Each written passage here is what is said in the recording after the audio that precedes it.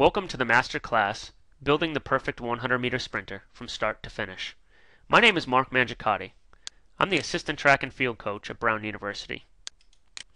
Let me give you a little bit about my coaching background. I first started coaching at Bridgewater State College in 1998. Bridgewater State is located just south of Boston, Massachusetts. It was during my time at Bridgewater that I really fell in love with the art of coaching. It's also when I decided that I wanted to try to make coaching track and field a career. So during my time at Bridgewater State, I attended a track and field coaches clinic where I met Tom Tellez. If you're not familiar with Coach Tellez, he is one of the most decorated sprint coaches to ever walk the face of the earth. He coached notable athletes such as 9-time Olympic gold medalist Carl Lewis, 2-time world record holder in the 100 meters Leroy Burrell, and a handful of other great athletes that went on to the Olympic Games, Olympic medals, and world records. At that coaches clinic where I met Coach Tellez, I had an opportunity to sit down and talk with him. And after my conversation with him, he invited me down to Houston to come down and watch practice and pick his brain and learn from him. And so when I left that clinic, I went home and told my girlfriend all about it and how that I wanted to spend my school vacation down in Houston, Texas, learning from Coach Tellez. She surprised me by telling me that she was just offered a job at a hospital in Houston, Texas. And so a few weeks later, my girlfriend moved down to Houston to start her new job, and at the end of the school year, when I fulfilled my obligation to Bridgewater State, I did what any other 23-year-old would do that was in love. I followed my girlfriend down to Houston, Texas. And when I got down to Houston, I started coaching and teaching at Sam Houston High School. And during all my free time, after school, on weekends, holidays, I'd go over to the University of Houston and I'd learn from Coach Tellez. Try to learn from him as much as I possibly could, pick his brain, and steal his ideas. After being in Houston for 3 years, I started working at the University of Houston under new head track and field coach Leroy Burrell, where I worked for 3 years. Moving to Houston was probably the smartest thing that I've ever done. 1, because I got to work with Coach Tellez. 2, I got to work with an unbelievable staff at the University of Houston. And 3, that young lady that I followed down to Houston, Texas, I ended up marrying. My wife and I decided that it was time to move back up to the northeast to the New England area because we're both from New England and we wanted to start a family of our own, so we wanted to be closer to our family and our roots. So there was a position open at Wheaton College in Norton, Massachusetts, and I worked as an assistant track and field coach at Wheaton College for 4 years. During my 4th year, I was voted the New England Assistant Coach of the Year. At the end of that year, at the NCAA Championships, I was voted by the coaches as the NCAA National Assistant Coach of the Year. And then I was promoted to co-head track and field coach at Wheaton College, in which I worked in that capacity for 2 years.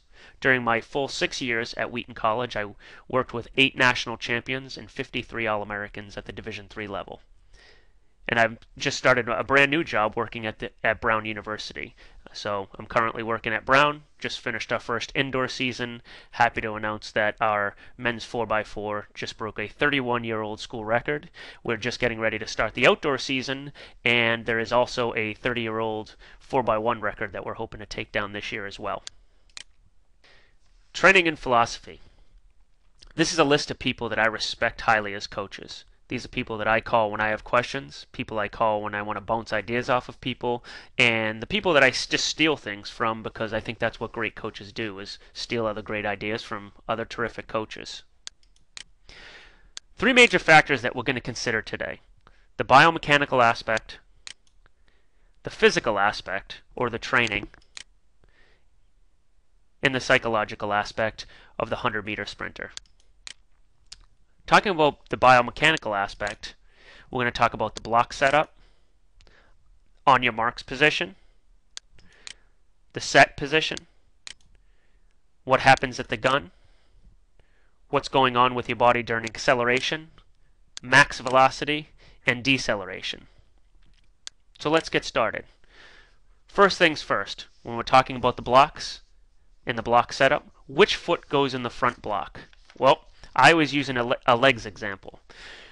If you look at the karate person on the left, when someone kicks, they're going to use their coordinated leg to kick, and they're going to use their power leg to support their body.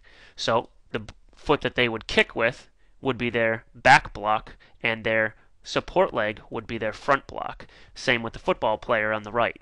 someone's kicking a soccer ball or kicking a football, whatever leg they kick with is going to be their coordinated leg, and their leg that they're holding themselves on is going to be their support leg or their power leg. Now, as far as block setup, we all know that, approximately 2 feet from the starting line is for the front block, and approximately 3 feet from the starting line is for the back block.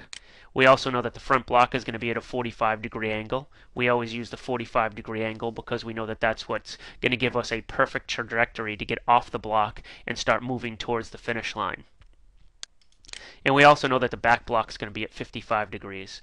You can pretty much learn this anywhere, so let's get into more specifics of the actual block setup.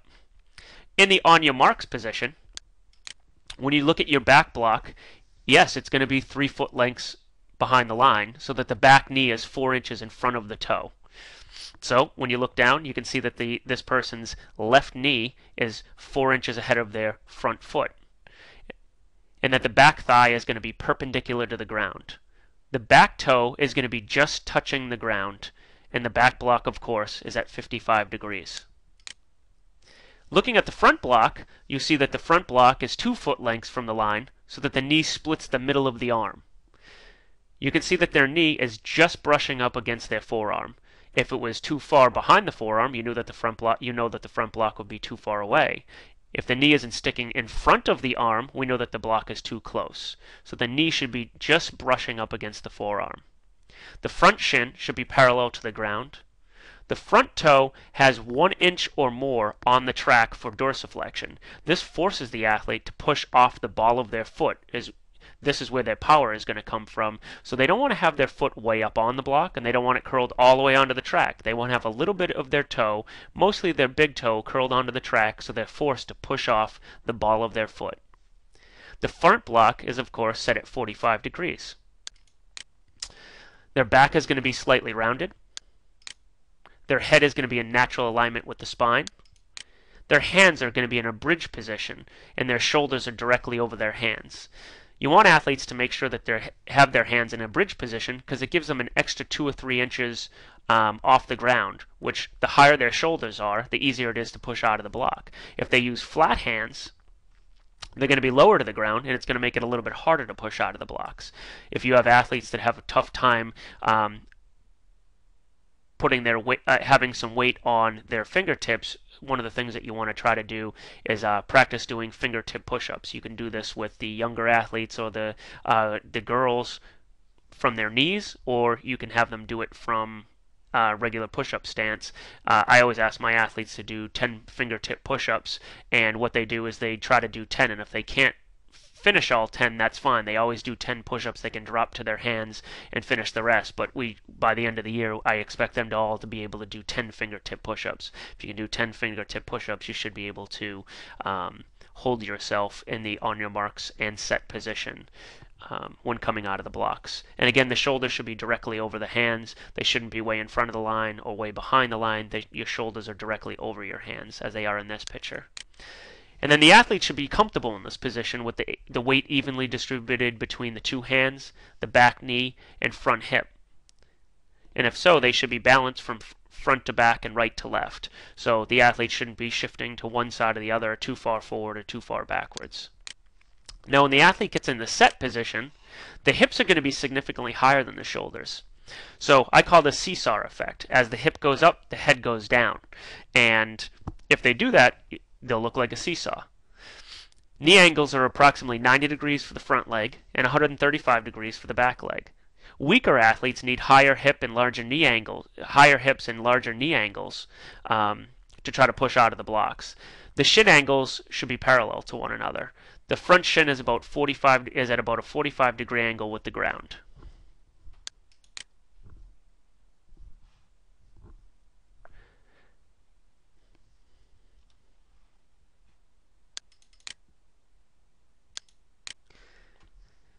Now with the set position, the hips are going to be significantly higher than the shoulders, and I call this a seesaw effect. As the hips come up, the head should go down so that their body looks like a seesaw. Knee angles of approximately 90 degrees on the front leg and 135 degrees in the back leg. Weaker athletes need higher hips and larger knee angles. The shins will be parallel to one another. The front shin is about 45-degree angle with the ground because they're on a 45-degree angle block. The back is going to be slightly rounded. The head remains in a natural alignment with the spine.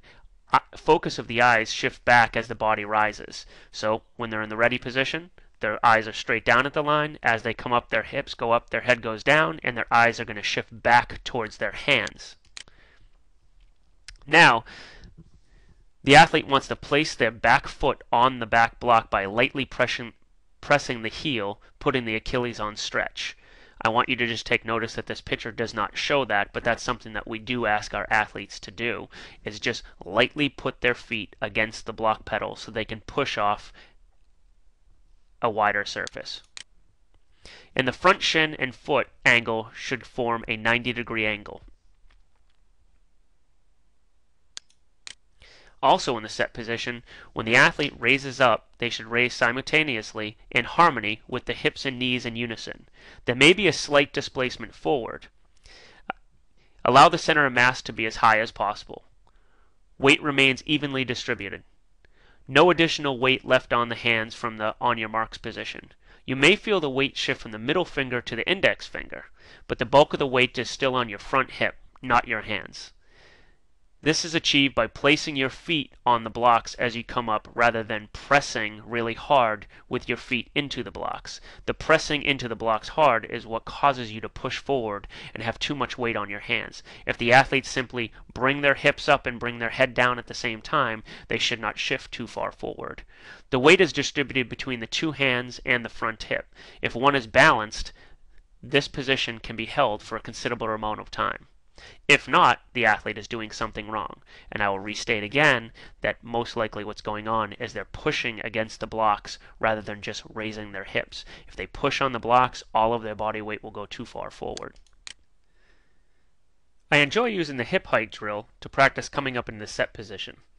What I do is I take two hurdles, put one on each side of the athlete, take a TheraBand or a rope or a string, tie each end of the string to a hurdle, and put it at the appropriate height so that when the athlete comes up into the set position, their hip or their lower back will hit the string and remind them to stop raising their hip. So if someone comes up into the set position and they're too low, they'll know it because they haven't hit the string. If they've gone too high, they'll know it because they'll push through the string. So this is a drill that I use throughout the fall, preseason, beginning of the season, especially with beginner athletes. We'll take a look at how exactly it works. The athlete gets up into the set position, they feel the string, and they push out, and they blast out of the blocks. You can see the athlete feels the TheraBand, knows to stop his hips, he's in a good starting position, and then he can blast out of the blocks. This is a drill that I like to use because you don't have to stay and watch them the entire time. One of the things that I really like about it is that you can put notches along the sides of the hurdles in 1-inch increments and put numbers next to them, 1 through 10. And once the athlete knows what number to put the string at for their proper hip height, they can go to it, fix the hip height with the string, and then take their block starts, and I don't have to stand there and keep reminding them of where their hip height needs to be. So it kind of takes the coach out of the equation a little bit. You just have to show them how to set it up, and once that's done, it makes the life a lot easier. Now, another drill that I like to use is to find out if the athlete has too much forward lean. If an athlete comes up to you and says, I have way too much weight on my hands, as I mentioned earlier, most likely it's because they're pushing on the back block. And you can find that you'll notice this during this drill because when they come up in the set position, they'll push really hard against your leg. So what I do is I go and I stand in front of them. They come up in the set position. You'll feel their shoulder push into your knee just a little bit. Then you can move and they can go. But if they push into your leg a lot, you know that they're putting a whole lot of pressure on that front and back block. They're pushing on the blocks with their feet, and too much weight's going forward, and you're going to feel it into your leg when you're standing in front of them. So a great drill to use to remind the athletes that there is going to be forward displacement, but just a tiny bit. But if they push on the blocks really hard, there's going to be a lot of forward displacement, and not only are they going to want to fall forward, they're going to try to push you over as well. Bang, the gun goes off. The athlete pushes on the front block. or what I call drives off the front block. And this is what we call the block clearance or zero step before the first foot even touches the ground. So the back arm, left in this case, will sweep long and low at the gun, corresponding to the long force application on the front block. The arm stroke comes from the shoulders. The back arm will open significantly at the elbow. The front arm will stroke forward and up with the hand high and well in front of the head. This long arm action will allow time for the hip to extend forcefully and completely. You will see the back foot move backwards on the block quickly, eliciting a stretch shortening across the Achilles. There should be no effort to pull the foot off the block. It will come forward naturally in reaction to the long, forceful application on the front block. The path of the foot will be low and piston-like. It will not cycle toward the butt. The head and shoulders will come up quite a bit, creating a line of power from the ankle through the knee, hip, torso, and head. The head remains in natural alignment. The line of sight changes as the body angles change. In this position, you'll see that there is an acute thigh to chest angle for subsequent force application. We want to make sure that the thigh comes towards the chest so that on the next step the athlete can push down and put a lot of force into the track. Now on the left, you can see that I have written 5%. That is because the block clearance, or zero step, accounts for 5% of the 100-meter race. That doesn't seem like a high enough percentage to make this an important action. However, this 5% is the most important part of the race. If this is wrong, then everything after it is wrong. It is like a long division problem in math. Once you make a mistake in a long division problem, everything after that is also incorrect. You have to make sure the 100-meter runner can execute this correctly, or they will never race to their potential. In a few slides, we'll go over some drills that will help the athlete master the block clearance. So, at the gun, the athlete will drive the front foot on the front block, extending at the hip, knee, and eventually the ankle to achieve what we call the triple extension. Triple extension, as we know, is when you use all three joints of the lower body to achieve a position. We want to use our hips, we want to use our knees, and we want to use our ankles in order to achieve this 45-degree angle off the front block. Relatively equal horizontal and vertical force will be in use to project the body at a 45-degree angle. The arms will stroke violently. There should be no attempt to be quick here. There needs to be long and complete force application. While this may feel slow to the athlete, the body will actually be moving toward the finish line faster. The athlete must reset their hasty timing to a new sense of time and get accustomed to spending longer in that movement. This new feeling allows the body to get into the best position for continued acceleration even further down the track. And there's a range of motion drill I use with my athletes that I do a lot of times on my own. So the range of motion drill that I use is done two different ways so the athletes can see which way of pushing out of the blocks is more effective. This coming out quickly and this coming out powerfully. And so what I ask the athletes to do, or I'll actually demonstrate myself to them, is I'll ask them to go as quickly as humanly possible to really, really work. And what this looks like is they're going to go from point A to point B as quickly as humanly possible. And you can see this athlete's going, and they're going as quickly as possible. They're working and working and working.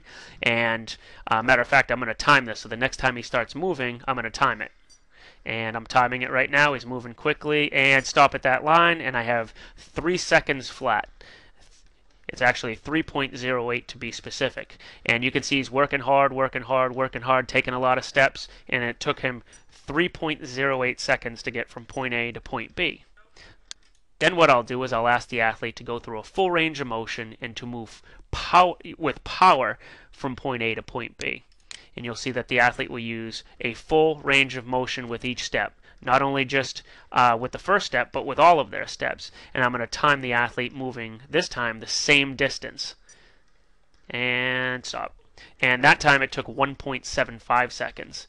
But when you ask the athlete how it felt, what they're going to tell you is that the first one felt faster because it was quick, but the second one felt slower. But evidenced by the time that it took, the first one took 3 seconds and the second one took 1.75 seconds. So they'll start to realize that it's not always what they feel, it's what's actually happening. The first one, they have to take more steps and it takes more time. The second one, they go through a full range of motion, use power to overcome inertia, and they get to their desired place, point A to point B, in a faster manner. So I always tell people that we need to retrain the brain. And the greatest teacher of all time once said, "You must unlearn everything that you've learned." And that teacher was Jedi Master Yoda from the Star Wars trilogy. And the athlete may feel slow, but they are putting their body into the right position to continue to drive and push down the track, as I said earlier. They feel slow, but they are moving faster through space, as evidenced by the drill that we just did. The pushing will allow them to continue to accelerate down the track, not just stand up and run. A majority of athletes that come out of the blocks and stand up and run is because they're being impatient. They're trying to be quick when we want them to push through a full range of motion. The thing about being a high school coach or a college coach is it's often tough because when athletes are children, when they're growing up, they usually play soccer, baseball, basketball, football, and they're constantly being told to be as quick as possible. Get to the ball, quick, quick, quick, quick, quick, and they go through a fast range of motion. And so now, we get these kids, when they're 14, 15 years old, and they've been force-fed quickness in basketball, football, and soccer throughout their entire youth, and now we have to go back and, as I said, is retrain the brain so that they understand that they have to go through a forceful range of motion to overcome inertia so that they will continue to push and drive down the track and achieve high speeds later on in the race rather than just stand up and run and then end up getting passed at the finish line. Now, the flight of the back foot, this is something that is often ignored. The path of the back foot should be low and piston-like. The back foot should travel forward through the front or opposite ankle, which I call skating. I call this skating because when you ice skate, your feet barely come off the ground. They stay low to the ground. And so this is the same thing that's going to happen with the back foot. As you push on the front block, the equal and opposite reaction is your back foot will come off the block and move forward, and as it moves forward, it should not cycle towards the butt. It should move forward so that the foot skates through the front ankle. After the back foot skates through the opposite ankle, it will continue forward, causing the knee to move in front in a hard Z position. And you can see that there is a Z shape with the thigh, the lower leg, and the foot, and that's the position that we want the athletes to be in. And if they try to just come out quickly or their foot cycles towards their butt, they will never achieve this position. They will only achieve this position if they skate through the front foot and keep driving all the way off the front block. As I said before, the back foot should not cycle towards the butt, otherwise they will just stand up and run. So you have an athlete that does this, and most athletes do when they first come out of blocks. You want to figure out a way to get rid of having them cycle their back foot towards the butt. Take a banana hurdle out, stick it directly over their back foot, and ask them to start doing block starts. If they push off the front block and their back leg drives forward and stays low and piston-like and skates through the opposite foot, the banana hurdle won't move. However, if they curl that foot up and it cycles towards the butt, well, they're probably going to hit the banana hurdle, and they'll know right away that they're doing it incorrectly. So here's exactly what it looks like. The athlete comes up, pushes on the front block, the back foot goes forward, and doesn't curl towards the butt and knock over the hurdle. So something that you can take away with you and use with your athletes if they're having an issue with just curling their back foot towards the butt. Now, prerequisites to block work. These drills need to be mastered before having athletes come out of blocks. Before I have any athlete come out of blocks, I ask them to be able to master the wall drill, the push-up start, the rollover push-up start, skate start, hop split skate start. I know that's a mouthful, but when you see the drill, you'll understand why it's necessary. The donkey kick start, the 3-point start, the 4-point start, stick drills without blocks, explosive med ball throws. They need to master all of these drills before I'll let them use a set of blocks. I tell my athletes that using blocks is a reward, it's not a gift. I just don't allow you to use blocks. You actually have to master these movements before you can come out of blocks, because if you can't master these movements, you will not come out of the blocks correctly. So, examples of these. You have the wall drill. Now with the wall drill, you put the athlete in the acceleration position. You try to get them as close to a 45-degree angle as possible, because when they push out of the front block, they are going to be coming out at a 45-degree angle. Now, all day long, we're in an upward position. You're probably watching this right now, and you're in an upright position. When you sit down, you're usually in an upright position. When you walk around, you're in an upright position. So we're not used to being at a 45-degree angle. So that's why a lot of athletes, when they come out of the blocks, just want to stand up and run. So what we want to do is make sure that the athlete feels comfortable in a 45-degree angle. So we start them at a 45-degree angle, and then we work on our low piston-like skating, and we ask the athlete to push their upper leg down into the track, creating a force, and the equal and opposite reaction will be the back leg driving up into that hard Z position. So this is a drill that we do on a daily basis. We use it on acceleration days, and we use it as part of our warm-ups on other days, because as I said, we're always in an upright position, and we want our athletes to start to feel comfortable in a 45-degree angle position. The next drill is a push-up start. The push-up start is a drill that's going to allow the athlete to get comfortable being low to the ground and then pushing out of a low position. You'll see that the athlete puts themselves in something that's very close to a block start with one leg forward, and they're going to drive off of one of their legs. And if they start with the right leg like this athlete, the next time they go, they're going to alternate it and go with their left leg. And so the athlete is going to mimic coming out of a set of blocks without ever using the blocks. So when they push off the front leg, they're going to try to push off the front foot forcefully and in completion by creating a triple extension movement. And we do this by exploding forward. The next one is a rollover push-up start. Now the rollover push-up start is very similar to the push-up start. It just adds a new element to it, adds some spice, and the athlete is literally just going to roll over and then do their push-up start.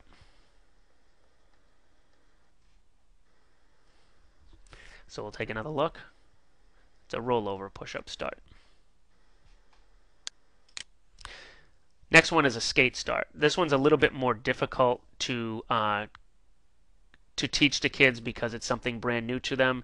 This is how you get them to understand that the back foot is going to move low to the ground in a piston-like fashion. And so we call this a skate start. And with this athlete, what you're going to see is when they start, they're going to try to cover as much ground as possible with the very first push, but they're going to try to make sure that their back foot stays low to the ground until it comes up in front, their knee comes up in front of them. So the cue in this drill is drag and drive. And so what they're going to do is take their back foot, they're going to drag it on the ground until it gets to the front foot, and then drive all the way off the front foot. So again, it's drag and drive. Drag the back foot forward till it gets to the front foot, and then drive off the front foot to achieve your triple extension position. So that's a skate start. The next one is a hop-hop split skate start. And what the athlete's going to do is hop forward, hop to the side, split their legs, and then do their skate start. So it's going to be drag and drive. Hop forward, hop, split, and then drag and drive. Just adds another element to it just to keep it fun, keep the kids thinking. And again, with each one of these drills, they are trying to displace their hips and their body as far away from the starting position as possible, just like they're going to try to do off the front block.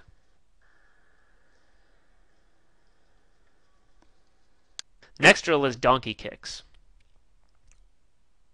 When you take a look at this drill, you'll see that the athlete puts themselves in a 4-point position, very much like what you're going to see an athlete do when they come out of blocks. They're going to do 3 donkey kicks to the butt, and then they're going to blast out in a full range of motion using as much force as possible, extending all the way off the front leg, and continue to move forward. There's 3 donkey kicks, and then they're going to blast out, blasting all the way off the front foot. I call it driving off the front leg. Again, this gives the athlete the understanding of what it feels like to be low to the ground and how to drive out of the starting position.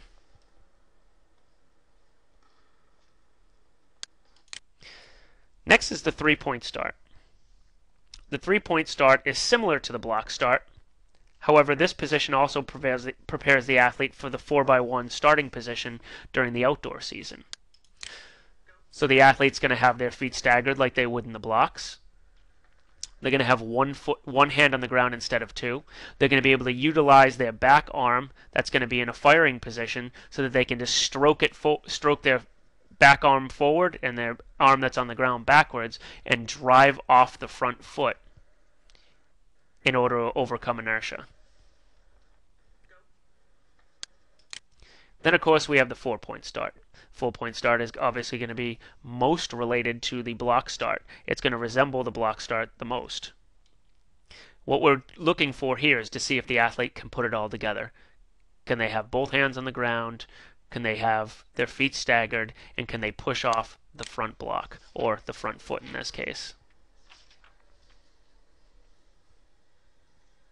So they're going to blast out off the front foot, try to get a triple extension position, and continue to run.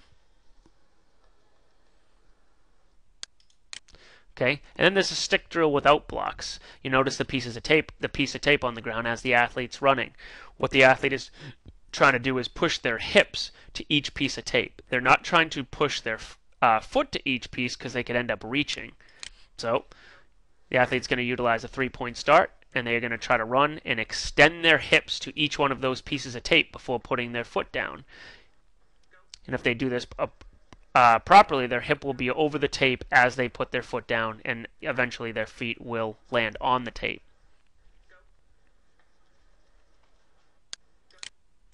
So another thing that we use as part of our preparation for blocks is explosive medicine ball throws.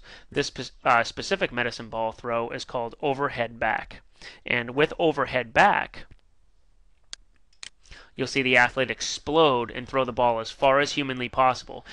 Because this athlete is throwing the ball with such force, they're actually jumping off the ground and have momentum taking them backwards. They are also reaching a triple extension position. They're using their ankles, their knees, and their hips to throw the ball as far as humanly possible. So now they'll have a better understanding of the triple extension, and it helps the athlete understand just full extension. Another med ball throw that we use for explosive med ball throws is the underhand forward. This mimics the block start. They're going to move forward. They're going to be pushing violently. They're going to be trying to throw the ball as far as possible. And the athlete tries to jump and throw at a 45-degree angle. So again, all day long we walk in an upright position. Now this is going to give us an opportunity to throw the ball and try to put ourselves at a 45-degree angle and push off like we were starting to race. Now the only difference is instead of pushing off the front block, you're pushing off both feet. But this is usually easier for the athletes to learn at first, and then as they master this, it'll be easier to carry over into the block start later on. Then you can do an underhand forward medicine ball throw with a chase. So the athlete's going to use the same drill we just did with the underhand forward, but they're going to continue to run afterwards. And you can see this athlete's trying this. Actually, this is the first day we're doing this. The athlete throws and then chases the ball. Now, the further they throw the ball, the more explosive they are, and the further they'll get away from the blocks. And the more they practice this, the smoother the transition will be from the throw to the run. As I said, this is the first day that we actually tried this at practice, so it doesn't look as smooth. But over time, I expect this to become perfect. Now, block work. What do we do for block work? We use block blast onto a pole vault wedge to work on the 0 step, the first step, and the second step. We use block blast with resistance. We use a bullet belt for that. We also do block bounds, banana hurdle start, which we've already covered, and stick drill out of blocks. So a block blast on a pole vault mat All we're going to do is we're going to take a mat, could be a high jump mat, pole vault mat, any type of mat you want, just a soft surface for the athlete to land on. They're going to practice driving all the way off the front block so they extend into that triple extension position. You can see the athlete gets up into their set position. They're going to drive all the way off, hold that triple extension position, and then land in the mat. I always use the cues for the athletes: explode and hold. They need to hold so that they learn to extend fully. If not, they'll just kind of come 3/4 the way out and then just wait for the mat in kind of like a curled up position.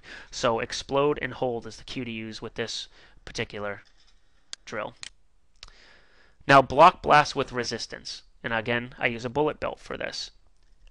You don't have to use a bullet belt. You could probably use something else. You could use a rope. You could probably just grab the back of the athlete's shirt and kind of hold it just to give them some resistance. But we're fortunate enough to have a handful of bullet belts that we can use. And when you watch this, the athlete's going to come out in the set position and then blast out, and then I'm just going to rip the bullet belt off them. This adds just a little bit of extra resistance. The athlete will need to push more than usual because of the bullet belt. So the athlete will need to push more than usual to drive out of the bullet belt. This will require them to recruit more muscle fibers than they normally do. After a few weeks, the athlete will be more explosive because now they're used to recruiting more muscle fibers, and they're more likely to get out of the blocks appropriately. And then we also use stick drills out of blocks. We talked about this stick drills without blocks. Now we use stick drills with blocks. And again, the athlete's going to try to push their hips down the track. And with each one of their pushes, they're trying to push their hip to the tape mark. Not just their foot, but push their hip to the tape mark. And we'll see with this athlete. Starts pushing. Does a pretty good job on the first 3 pieces of tape. But you'll see on the 4th piece of tape, he's actually over the white piece of tape on the ground, and it's because he's starting to reach and get long. A lot of times when athletes want to extend themselves and make their strides larger, what they do is they start to extend their stride, but then they start to develop blocking or braking mechanics, which we don't want in any part of the race, especially the acceleration phase. So one of the cues we're going to talk to this athlete about is make sure that as you push after your first 3, you continue to push down behind your hips. He starts to push below his hips, and that's why he's over that piece of tape. So now we're going to talk about a few fun facts.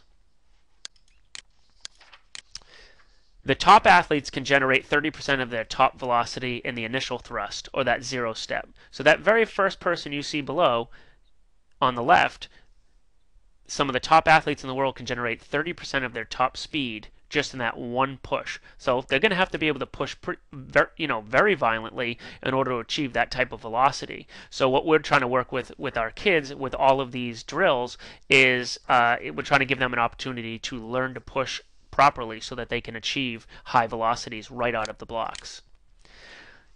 And then also athletes can generate more than 50% of their top velocity by their second step. So again, we're going to need to push violently in order to achieve that type of speed by their second step.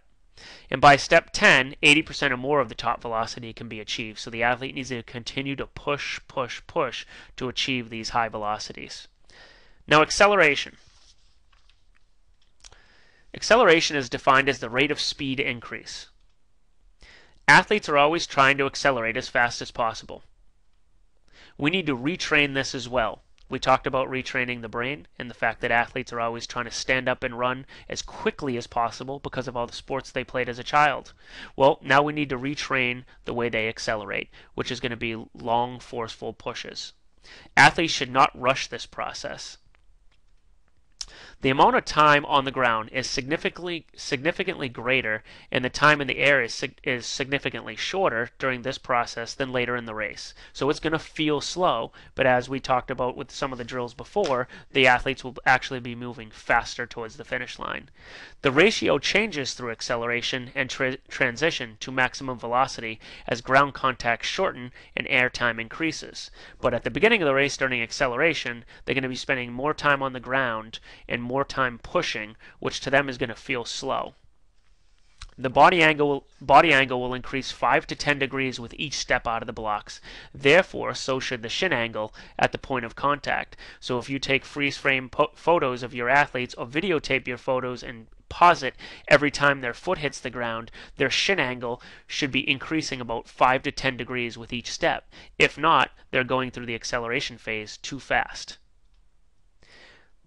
Now, the body remains in a power line from the ankle through the knee, hip, torso, and head. And this is what I talk to my athletes about as the pogo stick. Most athletes can identify with a pogo stick. They either owned one or knew someone that owned one when they were a child, and they would see it moving up and down, and there was a spring action. And if we keep our body in a straight line, and when we hit the ground and put force into the ground, we'll get all of that reaction back and be able to keep moving down the track as fast as possible.